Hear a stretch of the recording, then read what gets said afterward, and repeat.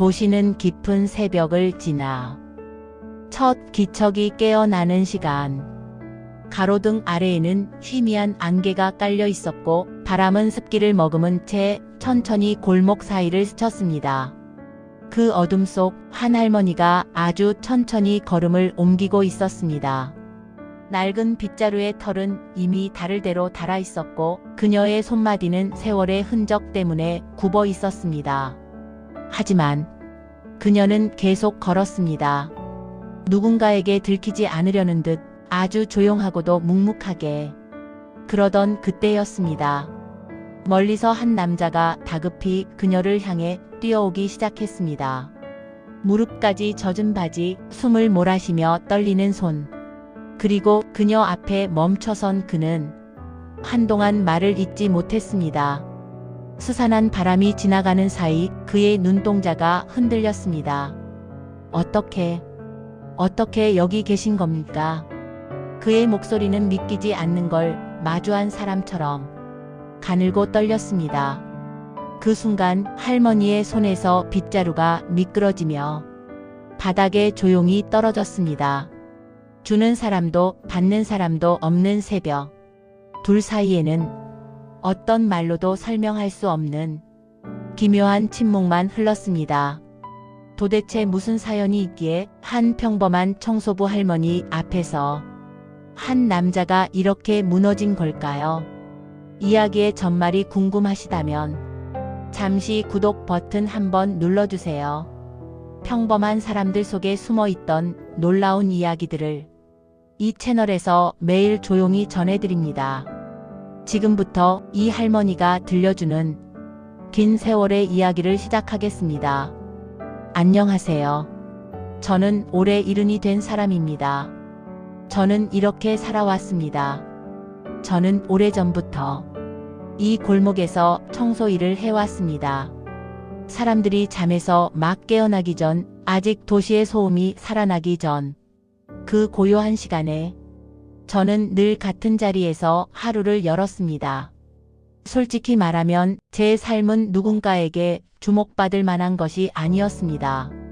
저는 매일 빗자루를 들고 길가에 떨어진 종이 조각과 낙엽을 주웠습니다. 사람들이 보기엔 그저 아무 의미 없는 일처럼 보였겠지만 저에게는 이 일이 그 어느 직업보다 사람 냄새 나는 일이었습니다. 그럼에도 누군가가 고맙다는 말을 건네는 경우는 거의 없었습니다. 오히려 아침부터 길 막지 말아요. 이렇게 늦게 청소해요. 벌써 흙 묻었잖아. 이런 말을 듣는 날이 더 많았죠. 저는 그냥 웃고 말았습니다. 누구에게라도 미움받고 싶지 않았기에 늘 고개를 숙인 채 저 자신을 작게 만들며 살아왔습니다. 사람들은 나이가 들면 예전보다 마음이 강해진다고들 말하지만 저는 오히려 반대였습니다. 세상이 더 넓어지고 사람들의 말이 더 깊게 박히는 기분이 들었습니다. 그래도 저는 항상 마음속으로 다짐했습니다. 괜찮다. 나는 오늘도 내 일을 한다. 그렇게 살아온 세월이 어느새 10수년이 되었죠. 어느 날이었습니다. 그날도 평소처럼 길을 쓸고 있을 때 젊은 사람들이 우르르 골목을 지나갔습니다. 처음엔 그냥 소란스러운 출근길이라 생각했습니다. 하지만 그들이 제 앞에 멈춰섰을 때 저는 이제서야 그들의 시선이 전부 저를 향해 있다는 걸 깨달았습니다. 할머니, 여긴 아직도 왜 이렇게 더러워요? 진짜 나이 먹으면 다 느려지는 건가? 아침부터 짜증나게. 그 말들은 마치 흙먼지처럼 제 가슴 속으로 스며들었습니다. 저는 천천히 고개를 숙이며 말했습니다. 죄송합니다. 곧 치울게요. 그런데 그 순간이었습니다. 멀리서 한 남자가 마치 누군가를 지키듯 빠르게 힘있게 제 앞으로 달려왔습니다. 그만하십시오. 이분이 계셔서 우리가 이 길을 걷는 겁니다.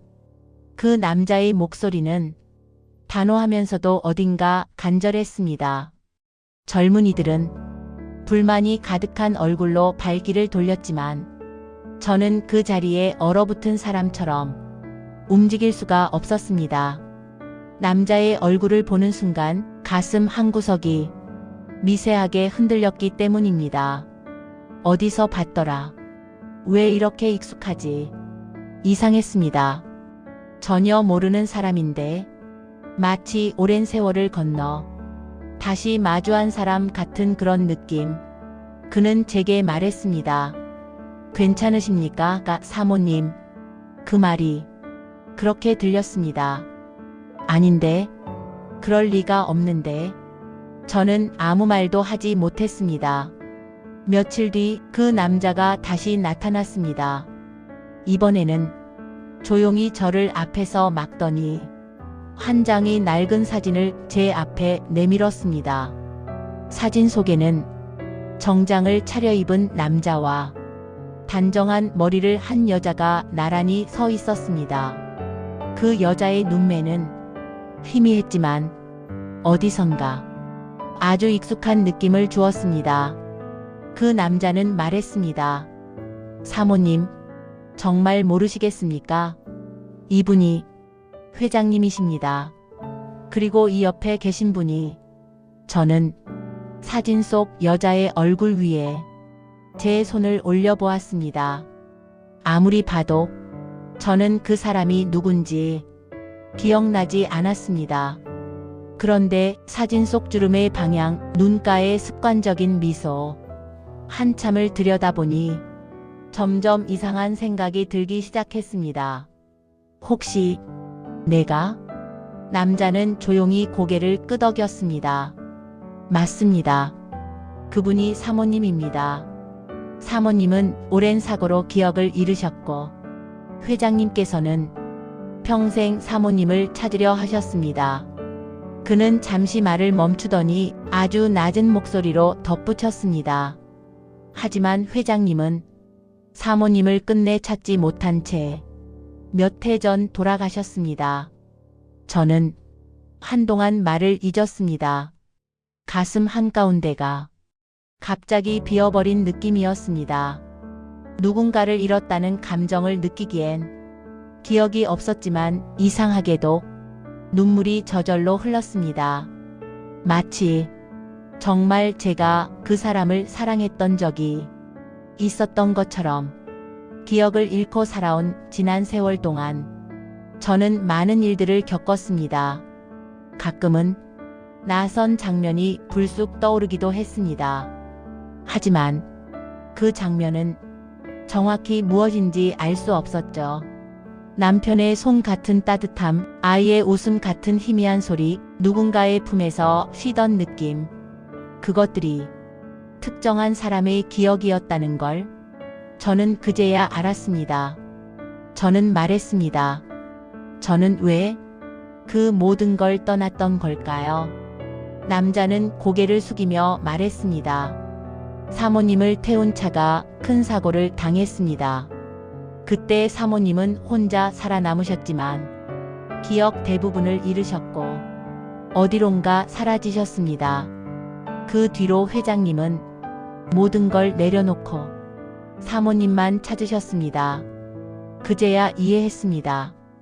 제가 왜 길을 쓸고 있을 때마다 가끔 눈물이 났는지, 왜 누군가를 기다리는 사람처럼 멀리 바라보곤 했는지, 어쩌면 마음 깊은 곳에서 누군가에게로 돌아가고 싶었던 건지도 모릅니다. 그 남자는 저를 집으로 데려가겠다고 했습니다. 사모님을 모시고 싶습니다. 회장님께서 원하셨던 것처럼. 하지만 저는 조용히 고개를 저었습니다. 저는 여기 남겠습니다. 나는 지금의 삶이 좋아요. 누구에게도 기대지 않고 매일 길을 쓸며 하루를 깨우는 이 삶이 지금의 나에겐 가장 큰 의미예요. 저는 이제 누가 저를 알아보든 알아보지 못하든 그저 하루를 정성껏 여는 사람이 되고 싶습니다.